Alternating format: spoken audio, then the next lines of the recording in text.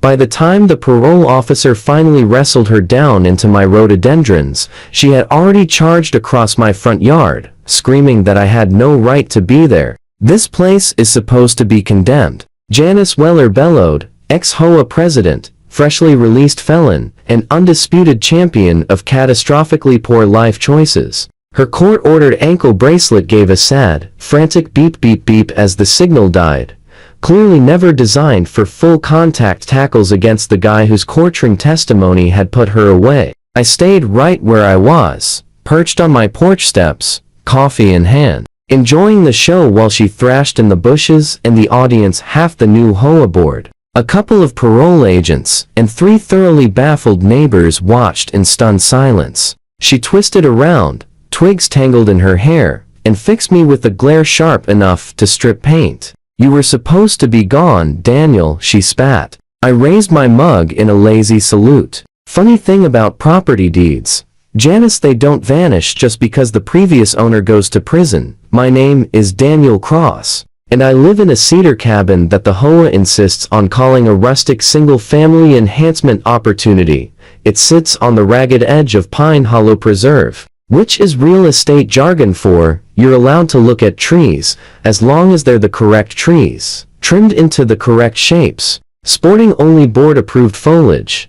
I bought the place precisely because it was shoved as far from the cul-de-sac McMansions as the plat map allowed, half swallowed by pines, a creek gurgling behind it, far enough away that I could pretend I didn't actually live in a suburb with covenants. Then came Janice Weller, at the time reigning monarch of the Pine Hollow Preserve Homeowners Association. Janice radiated the frantic energy of someone who had the bylaws professionally bound and kept extra copies in her glove box. Her hair was always wrenched back into a bun so severe it looked like it filed its own taxes. The day I moved in, she appeared on my doorstep clutching a welcome basket in one hand and a tape measure in the other. "We don't typically permit cabins," she said, eyeing my walls like the cedar might be contagious. "But since yours is pre-existing, we'll simply need to bring it into aesthetic compliance."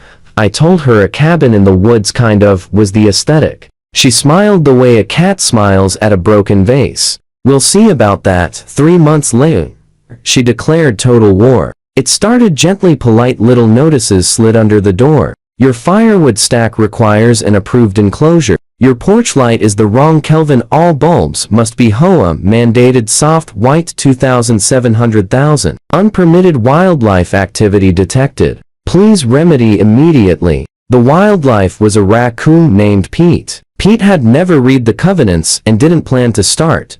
Then it got weird. I caught her at night, creeping through the trees with a flashlight, photographing my roofline, pacing the distance from foundation to creek with a laser measure, like she was surveying for the pyramids. In email, as she began calling it the shack, she circulated a photoshopped rendering of my cabin repainted in mandatory neighborhood taupe, complete with vinyl siding and a sad little HOA-approved shutter. When I pointed out that county records listed it as my legal primary residence, she escalated fake violations, daily fines, threats of liens, mandatory architectural review boards that met at dawn. When none of that budged me, she went full supervillain. She filed anonymous complaints claiming my 100-year-old wiring was a fire hazard, and my wood stove violated modern code. The county inspector showed up, walked through once, and told me, "This is the safest house I've seen all week."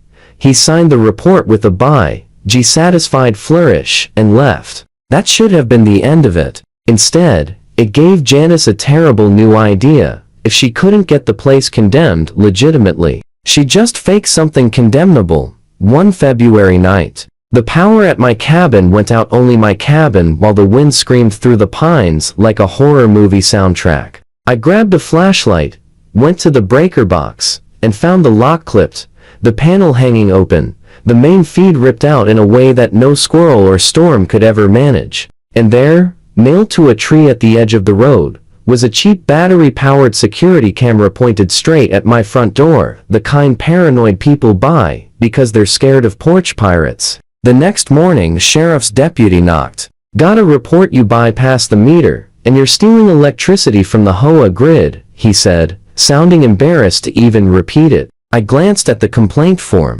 Complainant, Weller Janice. I walked him to the box, showed him the cut lock and the yanked cables. He winced. Whoever called this innocent really bright. That's vandalism, not theft. He took pictures, wrote it up, and asked if I had cameras of my own yet. Not yet, I told him. Give me until this afternoon. What Janice never found out was that I installed them that same day, one on the eaves, one hidden in the pines by the road, one covering the footpath from the cul-de-sac. 3 weeks later, when the sheriff came back, this time with a search warrant, because Janice had sworn I was running a meth lab in the woods, I was ready. I handed him a flash drive and invited him to pull up a chair. There's no meth lab, I told the sheriff, handing over the remote so he could watch in HD. Just your star witness committing what my lawyer later called a greatest hits album of felonies. The footage rolled. Janice at 2:14 am, snipping my breaker box lock with bolt cutters.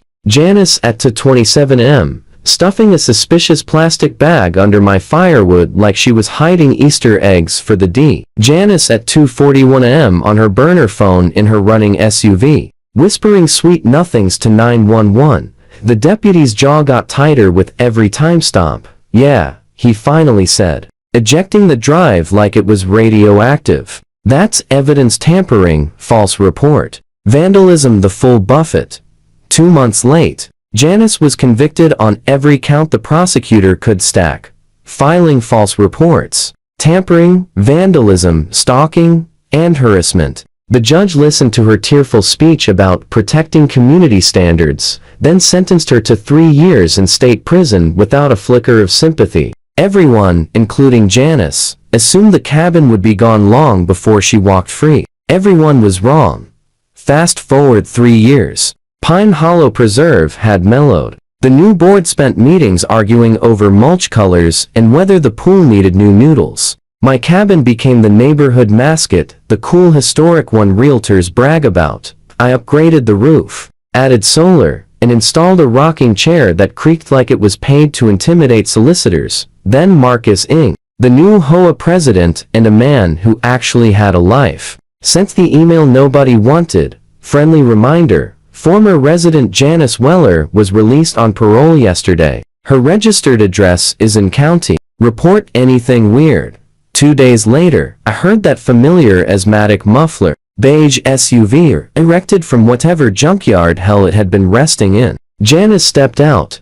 Thinner, hair hacked short, cheekbones sharp enough to cut glass, ankle monitor blinking like a budget disco ball. She stared at my cabin like reality had personally betrayed her. In her heart, she'd come home to a vacant lot and tasteful native grasses. Instead, she got fresh cedar stain, gleaming solar panels, my truck in the drive, and me on the porch with coffee. Her face cycled denial, bargaining rage in Olympic record time. What are you doing here? She barked, stomping up the path. Living in my house, I said pleasantly. You're violating parole in under 6 minutes. New personal best.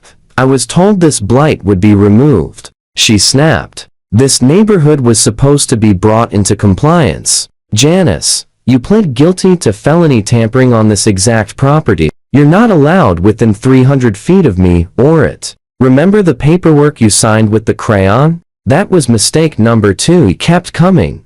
This community is mine, Daniel. That shack is an embarrassment. You never deserved. My phone was already recording. My other hand was already speed dialing. Hey, Officer Ramirez, I said the second he picked up. Daniel Cross. Guess who just crossed my property line like it's Black Friday at Walmart? 10 minutes late. We had a block party. 2 patrol cars, Ramirez and his partner, the entire new HOA board, and 3 neighbors who dragged actual lawn chairs to the curb. Pine Hollow doesn't have cable. We improvise. Janice was mid-rant on my front walk, arms flailing, ankle monitor beeping in protest. You don't understand, she shrieked at Ramirez. This man destroyed community integrity. His testimony was biased. He's always been hostile to proper governance. Ramirez stayed cool. Ma'am, your parole conditions forbid any contact with Mr. Cross, his residence, or the HOA in any official capacity. Did you read the terms? Those terms are based on lies. The board had a remediation plan. Marcus cleared his throat and held up the updated covenant binder like it was the 10 Commandments. Small correction. Last year, we voted to designate the cabin an official historic rustic feature. Page 4, subsection C. Realtors love it. Raised everybody's values. The neighbors snorted. Janice looked like someone had slapped her with a wet pool noodle. You legitimized that shack? Gave it character, Marcus said, shrugging. People pay extra for character. Ramirez turned to me. You mentioned video? I aired it on the big screen. Well, my phone, held high. Janice, marching past 3 separate no trespassing signs, crossing the line, getting in my face, threatening to finish what we started. Janice lunged for the phone. Mistake number 3. Ramirez took her down smoothly and fast. 1 second, she was screeching about architectural review. The next, she was eating rhododendron, wrist zipped, ankle monitor screaming like it had seen its own future. You can't do this. She held into the dirt. I'm the president. Of what exactly? Marcus asked. The Ministry of Regret? The block erupted. Nobody moved to help her up. Ramirez listed the new charges like he was reading a grocery list. Parole violation, restraining order violation, harassment. And because the prior convictions were tied to the same victim this time, the judge was really going to throw the book. They stood her up. Her eyes found mine, wild, pleading, furious. You were supposed to be gone, she whispered. Nah, I said, taking a calm sip of coffee. I pay my taxes. You torch your own life. Different hobbies. They loaded her into the cruiser. The ankle monitor flashed red through the back window like a tiny, pathetic lighthouse guiding her straight back to prison. 2 weeks late. Marcus sent the victory email. Date. Parole revoked. Additional 5-year sentence imposed. As a special condition, Janice Weller is permanently prohibited for life from serving on, advising, or participating in any homeowners association, condo board, or similar entity.